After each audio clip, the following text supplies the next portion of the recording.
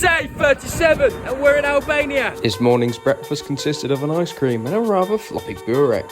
We eventually got underway and started to head for Albania. Some guy called us down from the road and essentially he wanted us pushing his car. So he jump-started his car by a little push. After building up some good karma, we navigated the busy streets and then it was all downhill until the border crossing.